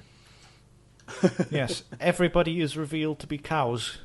Well, it's so funny how they do it because it gives you the little text scroll that says Earthworm Jim defeated Psycrow to save Princess What's-Her-Name, and then Psycrow opens up to be... Or no, Princess What's-Her-Name opens up to be a cow. So it says, defeated Psycrow to save cow, and then Psycrow opens up to be a cow, and then it says, defeated cow to save a cow, and then Earthworm Jim opens up to be a cow, and it says, the cow defeated the cow to save the cow. So I saw it coming a mile away, and it didn't have much impact on me. I didn't see Earthworm Jim opening up to be a cow coming, but I saw the other two. I was like, this game's mental. They're going to go all the way. It would have been disappointing had they not. I still really liked number 2. It was a lot easier, but in terms of fitting into the franchise, it kind of missed the mark, but I really enjoyed it. It's not long either. It was a lot easier than the other one. Like, when you get hit, it doesn't take off anywhere near as much health. No. And it had a password system if you died. You getting the passwords were, like, really trivial, though. Like, what did the flags in the levels do? There were 3 flags. There was an earthworm. Oh, yeah. There was that's how you get the passwords. So there's 3 flags in every level. I think one has a picture of the world on, one has a picture of a worm on, and one has Jim on it. Oh. Collect all 3, it gives you the password. That's what you were saying, kind of similar to Crash Bandicoot. Yes, yeah. Except harder. I don't think I ever collected all 3 at any point. But the You other guys do the random bit with thing. the crazy... Sorry, Mike. The bit with the stair lift. Yeah, with the old ladies, it's like one of those old people chair seats that he has a lever, and then there's old ladies falling down, and if they land on you, they beat you with their bag. Yes. That's like on the first level as well. You're like, oh, so this is the kind of game this is. Well, and then there's a secret level of that's just 6 or 7 back and forths of that. Yeah, where they play bagpipe music. It's very crazy. It's got catchy music, I'll give it that. Yeah. One of my favorite, all-time favorite title screen musics. Easy. It is catchy, yes. We were discussing the other day, the Salamander level has Moonlight Sonata over the top. Oh, yeah. Classical piece. Yeah. Yeah, it does. That seems to be the go-to classical for video games. Like it was in Resident Evil 1. It's very atmospheric, isn't it? Very somber. Yes. Jives can't dance to it. He would try. He would try. It's a slow rump shake. Any final thoughts on Earthworm Jim before we move on to some emails that we actually have this time because I'm not dumb and didn't overlook them? Well done. No thoughts? No. Thank you for having me on to talk about it. No, of course. It's quite all right. I appreciate it. Want to send us an email, factorysealed@manatank.com? Or drop them on Facebook. We'll probably read them. First email comes from Santos Lopez. I apologize. I should have read this on our last show, but I forgot it. I'm a moron. That's it. He writes, "Hey guys, love your show, and I finally finished listening to every single episode. I wanted to go back to episode 8. See, Mike, people do that. 8. Yeah, you don't listen for the game talk, you listen for the stupidity. Maybe he can't lose any more brain cells because he does drive a semi. I wanted to go back to episode 88 and thank Lord Thomas for bringing up his Commodore Amiga. Tom, I think that Eric and Dan are finally ready for you to educate them on the 2 best gaming systems of their time, the Commodore 64 and the Amiga. Give Daniel some Batman the Cape Crusader homework. Make Eric compare Fatal Rewind for Genesis versus the Killing Game show for Amiga. If you were a hardcore gamer in the 80s and 90s, you had one of these systems." I wasn't alive in the 80s. When were you born? 89. Like That's in the 40 '80s. Yeah, but the difference is it was 5 days before the '80s ended. You were in the '80s. Yeah, so I should have played it as soon as I popped out, right? Duh. That's what everyone else did. Yeah. No, I've never played it ever. P.S. I've heard you talk about your game collections, and the show is called Factory Sealed, but what is your opinion on people who get their games graded and sealed? Are there any graded games in your collections? I know Nope. Dan's answer. Open it. It's 100% my answer. I do not see the point of getting a game and not playing it. It is pointless. Let me It tell is- you about a little It is a game. fancy ornament. Let me tell you about a little game Shut called up about Kingdom Hearts. Kingdom Hearts 2. I can't me go wait grab- to visit his house and rive it open triumphantly. That I told you, man, if you come over this year, you can open it. Oh, it's so tempting. I have, just looking on the shelf, I've probably got 10 plus sealed PS3 games. I bought Legend of Hero Cold Trail, or Trails of Cold Steel, the Super Collector's Edition. Never opened it. What else did I buy? I've got Silent Hill 4 for PS2 sealed, Kingdom Hearts 2. I don't know why, I just never opened them. You'll have to open up Silent Hill 4 in 2 years when we get up to that. That's the deal. That'll keep us going. Yeah. I don't care about getting games graded and sealed. I don't collect stuff old enough for that. I've actually just made a conscious decision to not really collect anything pre-PlayStation 1 anymore. Even though I have a ton of Why? Super Nintendo games, just because I'm starting to notice an issue with a lot of my Super Nintendo cartridges where the batteries in them are dying, so there's really no point in having them. I didn't even know they had batteries in. Well, that's how they Does it devalue them if you change it, or? Well, yeah, you'd open it, and it wouldn't be the original cart anymore. And I don't know if you can just pop it open and swap out a battery like a watch battery. I don't know if it's soldered in. Because when we were playing... Because a lot of the old Pokemon Game Boy cartridges, the old Pokemon cartridges the batteries are dying in them, aren't they? And there is a way to change them in those. I don't know how. I'm no expert at any of this, but Yeah. I know that you can change those. So I don't know if it was the same with the SNES cartridges or not. But I'm pretty sure if you wanted to get a game graded that was something like that, they'd be able to say, oh, this has been opened. Yeah. So it kind of defeats the purpose of playing it on the original medium if you can't save. Because we were playing Soul Blazer, and every time I'd load it back up, be like, oh, well, shit, my game's gone. So that's why I just started emulating it. And with the prevalence of emulation, I'm not really into the whole collection anymore. I can understand if people want to get regular Nintendo games and stuff like that still factory sealed. Obviously, you're never going to open that. Sure, get that graded and seal it up in a box somewhere. But I don't have Speaking any. of this, right, Tom has sent us an image this week, and he's bought Final Fantasy, was it 8 and 7? In Japan. Sealed in a packet. I wonder how much those went for. They were £6 each. What? There's no way those are the originals. But they're in Japanese. Yeah, but still, there's no way those are the originals. It can't be. No, he said there's still actual new ones there, which have never been opened. That is... Yeah, he's bought 7 and 8 for £5/6 each, and in amazing condition. And he's got an image of Final Fantasy 8 and 9, brand new and sealed in a box. Wow. Yeah, we didn't address the fact that Tom Ultimate isn't hits. here until just now. How many minutes is that? Ooh, we are at an hour and a 1:29. half. Wow. I mean, he's been quiet if he has been here. Yeah, it's Tom. Make a joke. Wait, are you not Tom? Oh. Shit. Had me fooled. It's playing games again. Santos has a PSS. My condolences to Eric and his new Mega Man cartoon show. Apparently, it's a cross between Goof Troop and Sonic Boom. Have you guys seen the new Mega Man cartoon show? At least the art style for it. I've seen the art style, yeah. It looks real bad. Awful. Oh, yeah.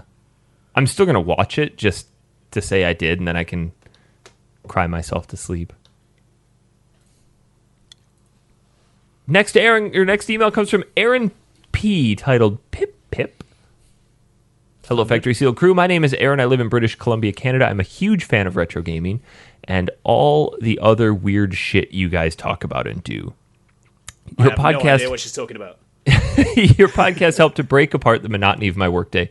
I get to listen to people talk about games I love and have a few good laughs while I'm at it. I especially enjoy how Eric and Dan get at each other about the nuances of American to English cultures and have in-depth debates on important current world events such as the age-old sit or stand debate. Sit, by the way. Anyways, I love what you guys do and was really sad to hear Jess left the show. I know she didn't always play the games all the way through or at all, but as a fellow Canadian, and he actually wrote that. That's not me taking the piss out of Jess. But as a fellow Canadian, she will be missed. Farewell episode, perhaps? I wanted to share a funny story. I work at an office where I am the youngest person there at 32 years old. So most of the people I work with are pretty old and not into anything I'm into. There's one guy at work who's about 50, whom I share stories with. Anyway, this guy's dad is a retired doctor who never touched a game in his life. Well, his dad went through a second divorce at 65. His kids had grown and moved out. He was in a dark place and was cleaning the garage and found an old Vectrex game console with the built-in game Mindstorm that he'd bought for the kids years back. I guess as the story goes that years later he tells his son that he became so obsessed with high scores and would go to the hospital and work on patients but would think about the game and strategies all day, then come home and play the Vectrex till wee hours of the night and all days... that's a weird sentence. All days and days on and days off. He said that he didn't even want to stop to eat. He was so addicted and too embarrassed to tell anyone. He played steady for 6 months, then threw it in the trash to end it. I think that all gamers can relate to addicting properties of video games. Just found that really funny. Well, hopefully Posh Tom can make it back from gallivanting the globe with the Beckhams soon and join the crew again. Thanks for your time, guys. Take care. Let's hope nobody tells that guy that the PlayStation's out. Oh, no shit. So, funny story about the Vectrex. The same resale shop where I got the Odyssey 2 and Atari, my aunt volunteers there and sent me a picture. She's like, do you want this? And it was a Vectrex. I'm like, yes, I want that. She hasn't sent it down to me yet, but I have one waiting for me in Wisconsin. So it's the man who would not like to collect anything before the PlayStation. Shut up.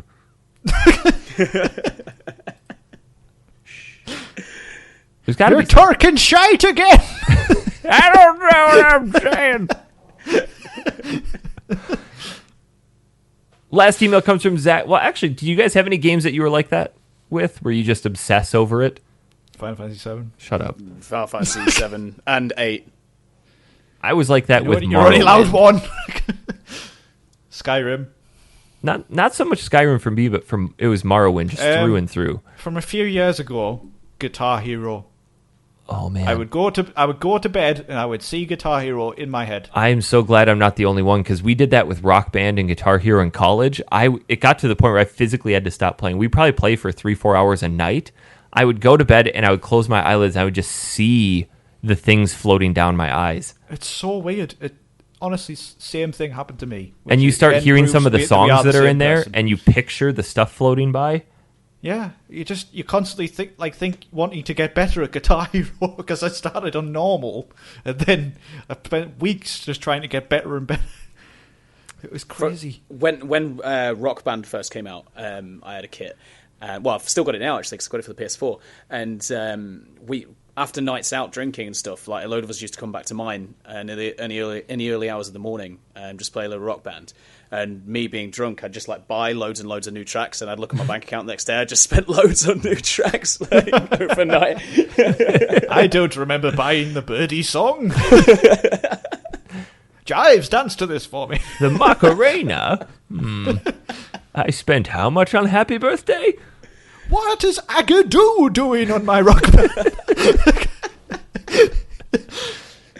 I never bought any extra songs, but we played the shit out of it. Yeah, I did too. Last email comes from Zach Bell, titled "Let the Toilet Humor Live." Hey, Factory Seal crew, it has taken me approximately 4 months to take note here, Mike. Listen to all the episodes.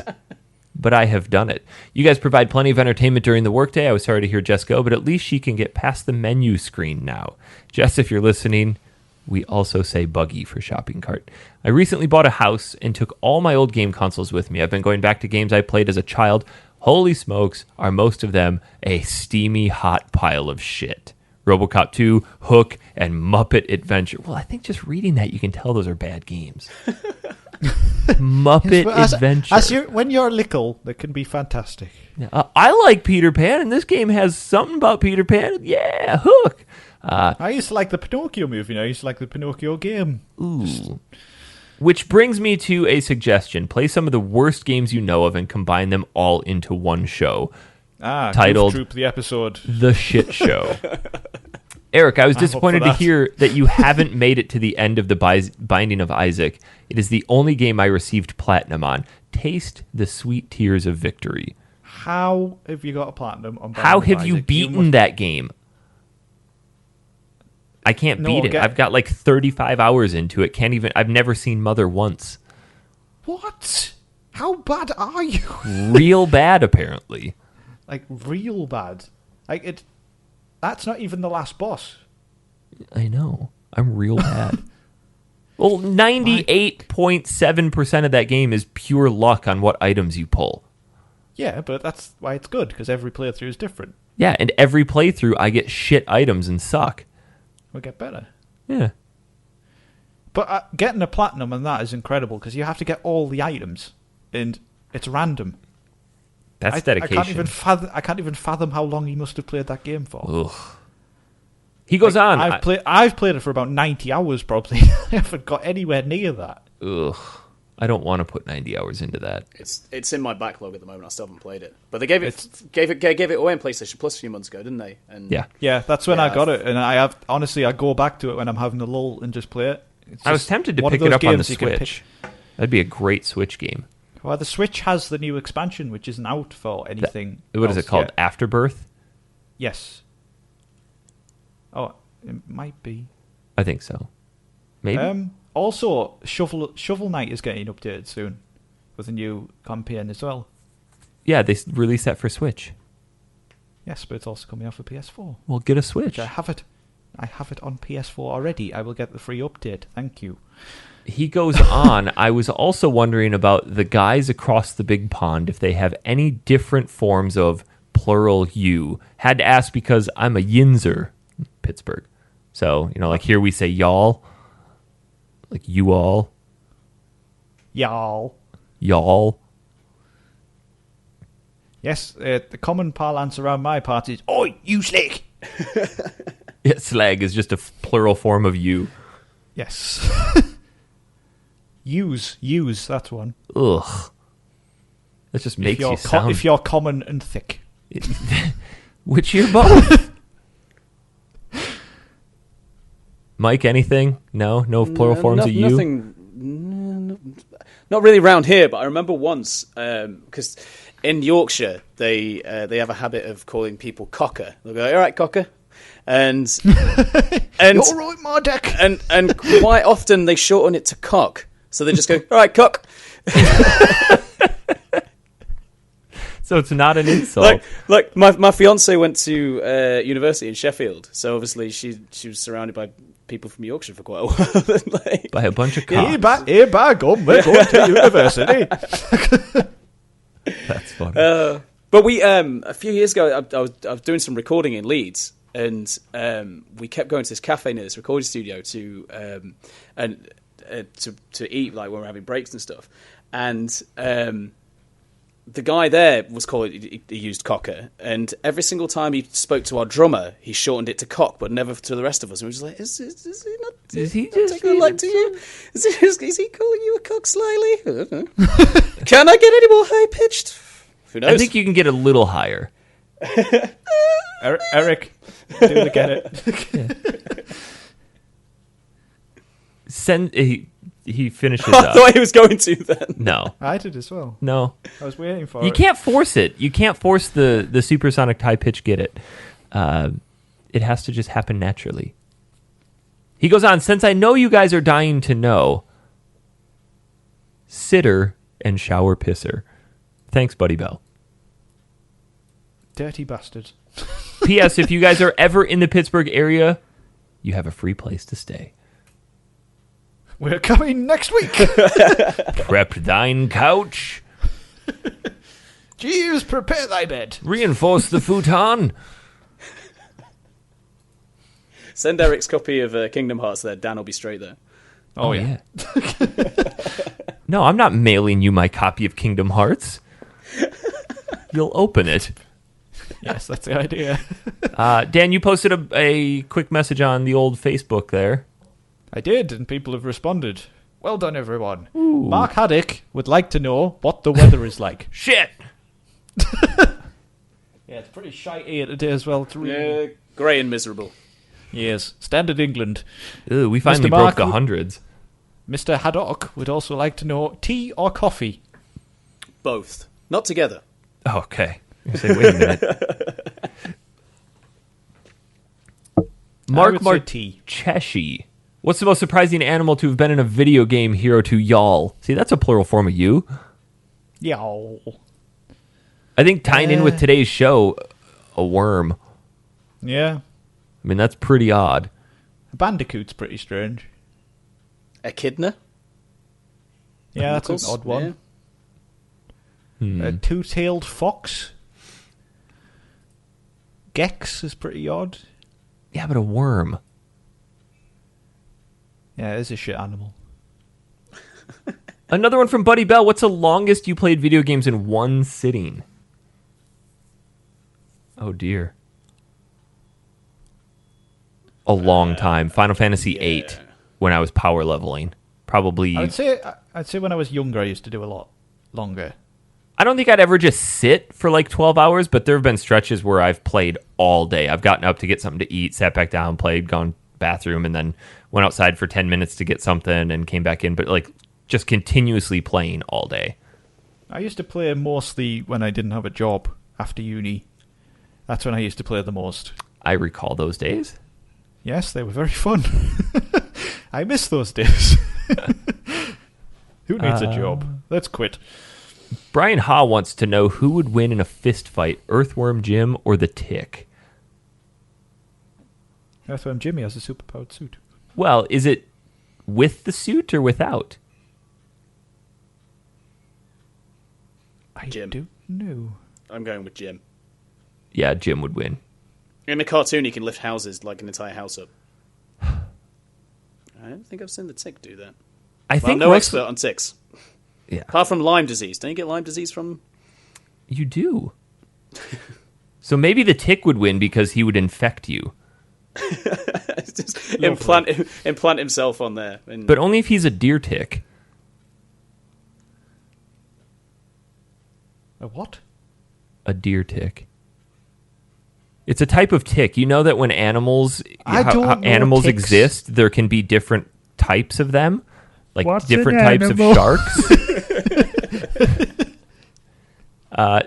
Why would you go to shark? Of all the things. I don't know. This is the first thing that came to my head. My daughter's obsessed with sharks. She's 3 and everything has to be sharks. How did that happen? We were watching Planet Earth one day. I was tired of watching Angry Birds, so I put on Planet Earth, the underwater special, and it was just sharks eating seals. So now she loves sharks. That sounds like the kind of thing that would traumatize most children, Eric. Now her 3rd birthday was shark-themed. Excellent. Yeah. I think Russell Schaefer's has taken one of our most popular debates to an all-time low. I've just read it. I don't even want to read this one. Mike, you can read this and get the blame. Oh, yeah? How do blind people know when they're done wiping? Boy, this is a spicy meatball here. I'm not even getting involved. Go nuts, guys. Because this begs the question, do you look? No.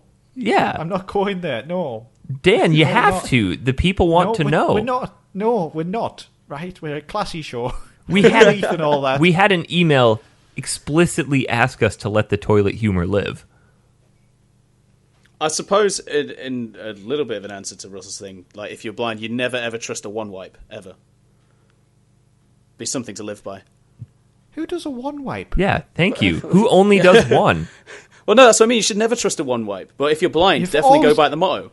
No matter what, even if you know there's nothing there, you've got to have an additional polish. Oh yeah, I Sure. completely agree. Bit of keyhole surgery, you know. Yeah, if you're in a public restroom, it's at least 7 or 8.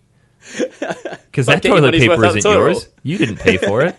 Just make sure it's good quality toilet paper and that you don't get the brown ballerina because nobody wants that. I think to directly address his question. But, I mean, it's a mantra to always go by. But if you're blind, especially, go by the mantra of never trust a one wipe. I think to directly address his question, though, when you're blind, all of your other senses become superbly heightened. Mainly your Please don't sense say of feel. sniff it. Paper smells So you clean. you can hear when there's no shit there. Well, I was going to go the more logical route of they can feel through the paper as they're wiping. Yep, done. But I like the sniff test better. Christ, we reached I a thought new you were, low. I thought you were going to go with like you could just feel it on your butt cheeks or not. Or you could taste it. What's it doing on your butt cheeks? How explosive Oh, was it? sorry, well not the butt cheeks, but you know what I mean. If that happens to you, mate, you've got something wrong with When I stand up, it just goes everywhere. Oh, that's the next question. Do you sit or stand when you poop? What when I poop or when I'm wiping? Because When that's you two poop. different things. No, when you poop. Who sits when they poop? What? Don't go there. I'm just seeing how far we can dig this hole. I'm not digging it all. I'm clambering out and walking off And we are dragging you down. again. Yes. That's it for questions. If you want to send us other questions, Factory No, Seal it's not. There's one more. Oh, is there? Andrew Thorson would like to know why Mike bit off Holyfield's ear. Oh, yeah. I was hungry. Fair enough. Thought it'd help with the lisp. I don't think earlobes cure a lisp. Mark Haddock also wants to know if you need more roux jerky, Eric. Maybe eventually. Well, let him know. I'll get to it. I'm still traumatized by that last question. Like, just, Yeah, I wonder if he legitimately thought about that prior to our discussion, and now he finally had an outlet for it, or if we inspire this in people. I've probably inspired, and I feel bad for this. God's sake, I just broke out the brown ballerina. I didn't want to do that. Oh God! Don't Google it. No, why not? They don't know what it is. I'm gonna Google it, Dan. Do you want me to tell you? I think you need to tell the people. It's when... I know what it is. It's, But it's when the toilet paper breaks and your fingers go through it. So it looks like your fingers are wearing like ballerina skirt, but you're brown. I knew we could get you to come back down into this hole. God damn it! One of us. Yeah, Dan. Shut up, Mike. Come back when you've listened to all the show. Zing. Oh, Dan's puppets. Oh, God. Any final thoughts today, gentlemen? No, I don't think we need any more. No, I think we've had enough. Guys, that's going to do it for this week. Mike, thanks so much for joining us. No, Yes, thank you it for was having fun. me. Thank you. Great fun. We will be back in a couple weeks with some Final Fantasy VII. Dan, your voice is just going to be super high-pitched that entire show. Oh, my nipples are tingling already, my friend. Drop the paint top for the ghost attack. That room is going to be plastered. Oh, yeah. All right. Leave us a review on iTunes if you would. Yes, that would be lovely. preferably a positive one. One that highlights our strengths instead of outlines our weaknesses. If we could get one this week entitled Brown Ballerina, that would be great. Oh, Thank you very that would much. be awesome. You can find us on Facebook at facebook.com/group/Factory Seal Podcast. That's where we go and post all of our stupid stuff in the weeks between. Or if you want to share what's going on in your gaming life or just post dumb shit, it's where we all collectively gather. It is the best place to do it. Yes, it is. So, guys, that's going to do it for this week. We'll see you all in a couple weeks. Tatty bye. Bye.